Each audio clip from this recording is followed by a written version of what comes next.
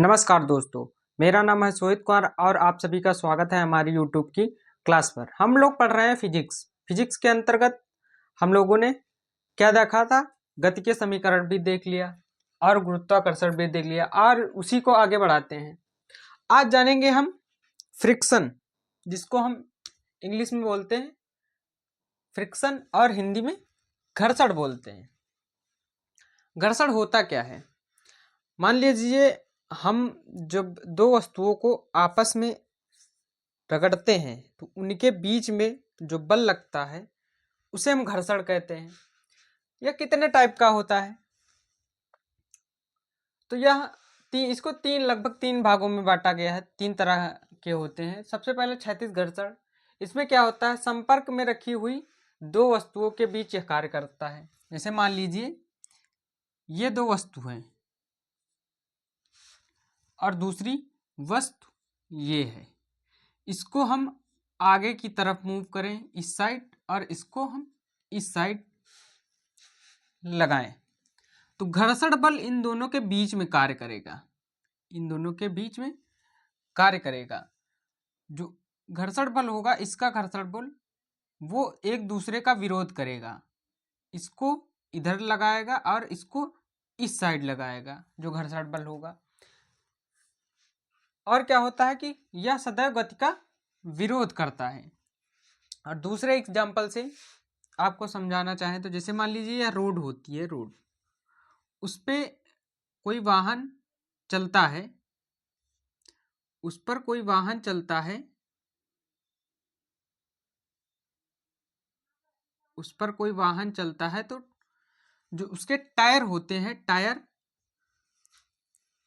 वह रोड से जुड़े होते हैं, रोड पर होते हैं।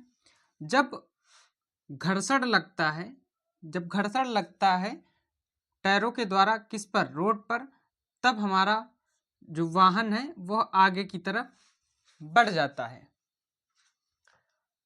फिर आता है सर्पी घर्षण। सर्पी घर्षण इसमें क्या होता है कि इसकी दिशा वस्तु की दिशा के विपरीत होती है, जैसा कि पहले में ही होता है। और इसमें क्या होता है कि वस्तु की सतह पर निर्भर करता है। यह जो बल होता है सर्पिलाकार घर्षण, वह वस्तु की सतह पर निर्भर करता है। जो घर्षण होता है सभी लगभग वस्तु की सतह पर भी निर्भर करते हैं। अगर सतह चिकनी हुई तो घर्षण कम हो जाएगा, अगर सतह खुरदुरी हुई तो घर्षण अधिक हो जाएगा। देखा होगा आपने गाड़ियों में जब ब्रेक होता है, आपने कभी सर्विस कराई होगी गाड़ी को, देखा होगा जो उसके ब्रेक शू होते हैं उनको खुरदुरा कर दिया जाता है। खुरदुरा इसलिए कर दिया जाता है कि उनके बीच के जो घर्षण है वह बढ़ जाए और गाड़ी को रोकने में सहायता दे। तीसरा क्या होता है, लोटन घर्षण। लोटन घर्षण यह कहाँ कहाँ पे जैसे लगता है, मान लीजिए ठोस और ठोस के बीच लग रहा है तब उसका सर्वाधिक मान होगा, और गैस व गैस के बीच लगेगा तो सबसे न्यूनतम मान होगा। अब इन तीनों घर्षण बल में सर्वाधिक इसका मान होता है, सर्वाधिक मान क्षैतिज घर्षण का होता है और सबसे कम न्यूनतम होता है लोटन घर्षण का, लोटन घर्षण का। और इसमें क्या होता है कि इसे कम करने के लिए मशीनों में स्नेहक तेल व ग्रीस का उपयोग करते हैं। जो लोटन घर्षण होता है उसको कम करने के लिए हम क्या क्या करते हैं कि स्नेहक का यूज करते हैं, तेल, ग्रीस इत्यादि चीजों का यूज करते हैं। अब घर्षण का लाभ क्या होता है? घर्षण के लाभ, घर्षण बल के कारण हम चल सकते हैं।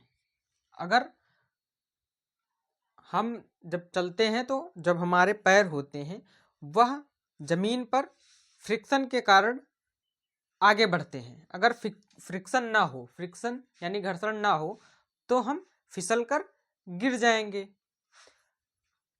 तो हम घर्षण बल के कारण चल सकते हैं और दौड़ भी सकते हैं। घर्षण बल कम होगा तो फिर क्या होगा? घर्षण बल अगर कम हो जाए, जैसे कि जब केले के छिलके पर पैर पड़ता है तो फ्रिक्शन कम हो जाता है। और कब होता है? वर्षा के दिनों में फिसल जाते हैं। वर्षा के दिनों में क्या होता है कि मिट्टी गीली हो जाती है, चिकनी हो जाती है तो फ्रिक्शन कम हो जाता है। इसके द्वारा हमारे गिरने के चांसेस बढ़ जाते हैं। फ्रिक्शन का पहला फायदा तो ये हो गया। फिर क्या होता, अगर घर्षण बल अधिक हो जाए, अब ये भी तो हो सकता है कि घर्षण बल जो है वो अधिक हो जाए। मान लीजिए दो वस्तुओं या मशीनों के बीच का घर्षण बल अधिक हो जाएगा, तो फिर क्या होगा, तो फिर क्या होगा कि जो कल पुर्जे हैं वह टूट जाएंगे।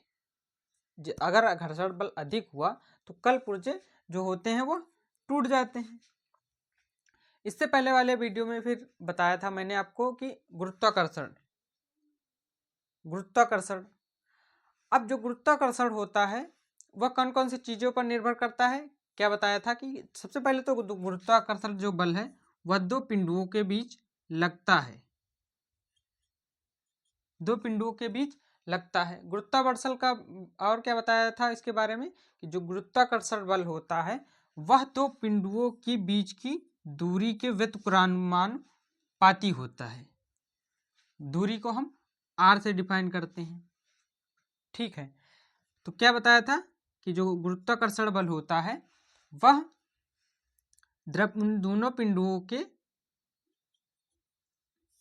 द्रव्यमान के समानुपाती होता है। तो F directly proportional m1 m2, और क्या बताया गया था, उन दोनों के बीच की दूरी के वर्ग के व्युत्क्रमानुपाती होता है, यानी F प्रोपोर्शनल 1/r²। r जहां है उन दो बिंदुओं के बीच की दूरी होती है। इसी प्रकार हम लिखेंगे F प्रोपोर्शनल m1 m2/r²। फिर हम प्रोपोर्शनल को हटाएंगे और एक सार्वत्रिक नियतांक लगाएंगे, सार्वत्रिक गुरुत्वाकर्षण नियतांक, जिसे हम कैपिटल G से डिफाइन करते हैं, इसको लगाएंगे तो गुरुत्वाकर्षण बल का फार्मूला बन के आता है F is equal to capital G m1 m2/r², जहां पर G क्या होता है, सार्वत्रिक गुरुत्वाकर्षण नियतांक होता है। अब इस G का मान कितना होता है, तो G का मान आप याद कर लेना 6.67 इंटू 10⁻⁻11 न्यूटन मीटर स्क्वायर प्रति किलोग्राम स्क्वायर। गुरुत्वीय त्वरण को हम स्मॉल g से रिप्रेजेंट करते हैं। ये होता क्या है, जब कोई वस्तु ऊंचाई से गिरती है तो पृथ्वी अपनी गुरुत्व के कारण उसके वेग में परिवर्तन को गुरुत्वीय त्वरण कहते हैं। जब कोई वस्तु को हम छोड़ते हैं तो वह पृथ्वी की ओर गिरती है, तो पृथ्वी अपनी तरफ एक ग्रेविटेशनल फोर्स लगाती है जिसे हम गुरुत्वीय बल कहते हैं। तो उसके जो वस्तु गिरती है तो उसके वेग में परिवर्तन होता है, जो वेग में परिवर्तन होता है उसी को हम कहते हैं गुरुत्वीय त्वरण। अब जो गुरुत्वीय त्वरण होता है उसका मान लगातार बदलता रहता है। G व्युत्क्रमानुपाती 1/re। re क्या है, पृथ्वी की त्रिज्या,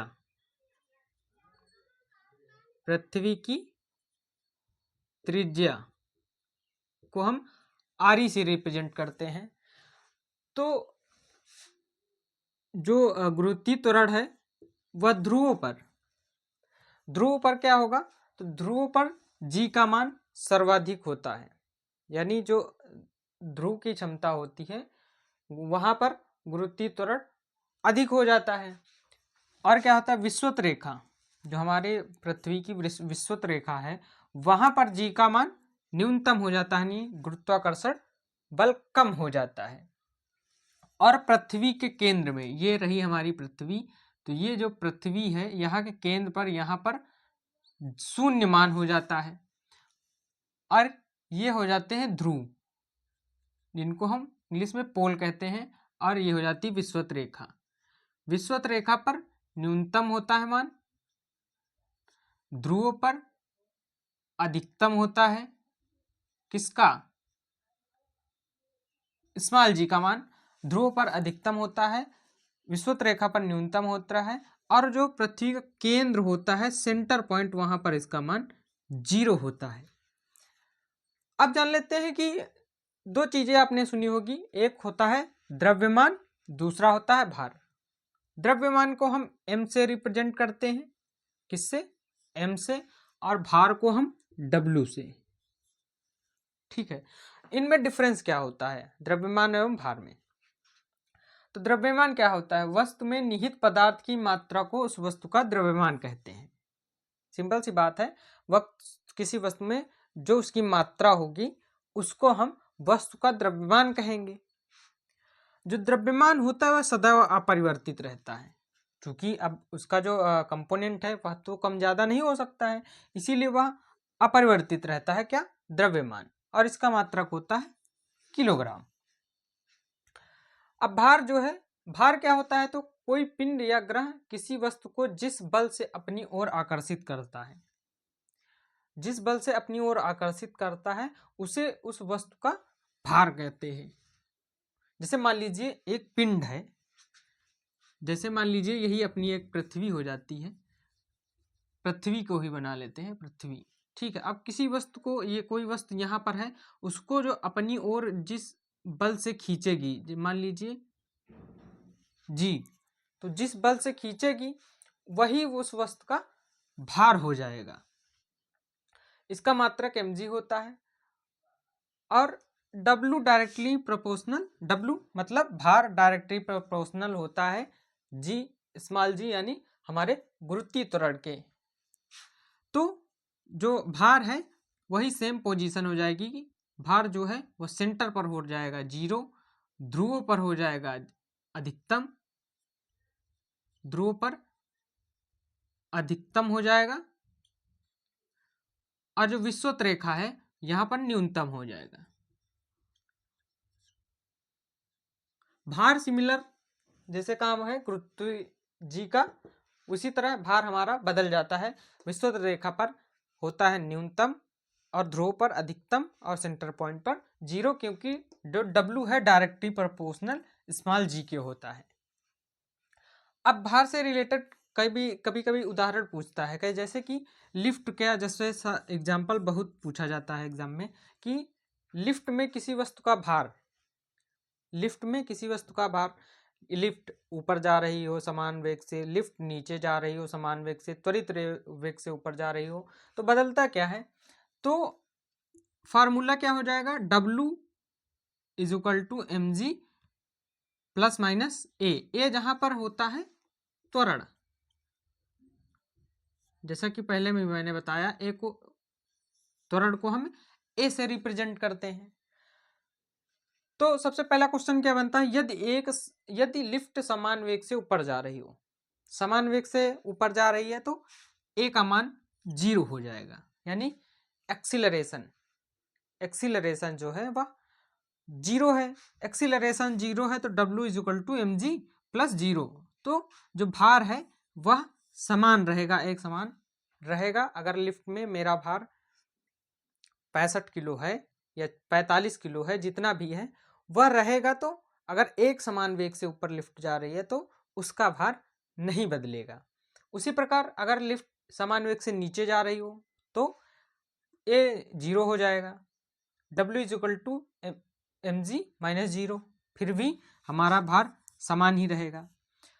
फिर तीसरी कंडीशन आती है कि लिफ्ट जो है वह त्वरित वेग से, यानी त्वरित वेग का मतलब है कि जैसे पहले तो मान लीजिए समान वेग से ऐसे जा रही है, और त्वरित वेग का मतलब है कि वह तेजी से ऊपर जा रही है। तेजी से ऊपर जाने का मतलब ये है कि उसके एक्सेलरेशन में बढ़ोतरी हो रही है। बढ़ोतरी का मतलब है कि ए की वैल्यू है जो वह कुछ ना कुछ होगी, पॉजिटिव में होगी कुछ ना कुछ, तो W is equal to mg plus a. अब यहां पर क्या हो रहा है? जो W है, भार है, वह बढ़ जाएगा। कहां पर? जब जो लिफ्ट है हमारी एक समान वेग से ऊपर जाएगी।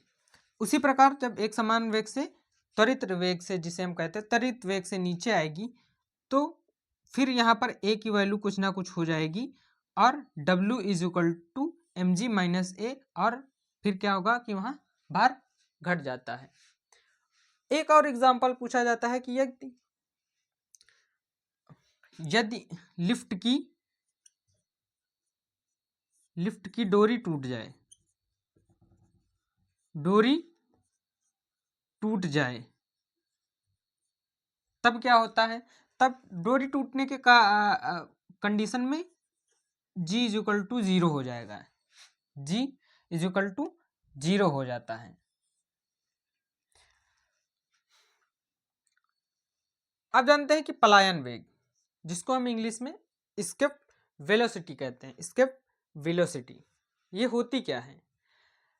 किसी पिंड का एक अपना आकर्षण बल होता है, किसी पिंड का अपना एक आकर्षण बल होता है, उस बल को अगर जहां तक उसका आकर्षण बल काम करता है उसकी एक एरिया होता है, उसका एक एरिया होता है, उस एरिया को पार करने के लिए जितनी वेग से तेजी से जाता है बाहर, कितना वेग होगा कि वह, जैसे मान लीजिए पृथ्वी है, पृथ्वी का एक अपना ग्रेविटेशनल फोर्स है, पृथ्वी का अपना एक ग्रेविटेशनल फोर्स है, तो कौन सा ऐसा वेग है जिससे कि हम किसी वस्तु को फेंकें कि वह इसके गुरुत्वीय त्वरण से बाहर हो जाए, वहां पर वह पृथ्वी के गुरुत्वीय त्वरण से बाहर हो जाए, उसी वेग को हम पलायन वेग कहेंगे। यह हर जगह, हर पिंड का, हर तारे का अलग अलग होता है। तो जो पलायन वेग है वह पृथ्वी का होता है 11.2 किलोमीटर पर सेकेंड, यानी 11.2 किलोमीटर पर सेकेंड। एक सेकेंड में 11.2 किलोमीटर कोई वस्तु अगर चल रही हो इस वेग से, तो वह पृथ्वी के गुरुत्वीय त्वरण को पार कर जाएगी, वह फिर वापस धरती पर नहीं आएगी। इसी प्रकार चंद्रमा का कितना होता है कि 2.4 किलोमीटर पर सेकेंड होता है। इसीलिए देखा होगा कि आपने कि जब हम सैटेलाइट वगैरह छोड़ते हैं तो उनको पृथ्वी से बाहर करने के लिए अत्यधिक ताकत की ज़रूरत होती है, इसीलिए उसमें बूस्टर रॉकेट भी लगाए जाते हैं जो इस वेग को प्राप्त कराते हैं कि 11.2 किलोमीटर पर सेकेंड की वेग से हमारे सैटेलाइट को ले जाते हैं पृथ्वी के बाहर। और क्या होता है कि फिर चंद्रमा पर पहुंचते हैं तो वहां से आने के लिए बहुत ही कम 2.4 किलोमीटर पर सेकेंड की जो इसका वेलोसिटी है, वेग है, पलायन वेग, उससे आता है। अब जो इसका वेलोसिटी होती है वो डायरेक्टली प्रोपोर्शनल जी होती है, यानी अगर जी बढ़ेगा तो इसके वेलोसिटी भी बढ़ेगी, अगर जी कम होगा तो इसके वेलोसिटी भी कम होगी। इसी प्रकार ध्रुव पर इसके वेलोसिटी सर्वाधिक होती है और विषुवत रेखा पर न्यूनतम होती है, केंद्र में 0 होती है। इसीलिए देखा होगा श्रीहरिकोटा या जो हमारे इसरो के स्पेस लॉन्च स्टेशन है वह लगभग विषुवत रेखा के आसपास ही है, क्योंकि जो एस्केप वेलोसिटी है वह यहाँ पर न्यूनतम होती है। क्या होती है? न्यूनतम होती है, इसीलिए इसको विषुवत रेखा के आसपास ही रखा जाता है हमारे लॉन्च पैड को।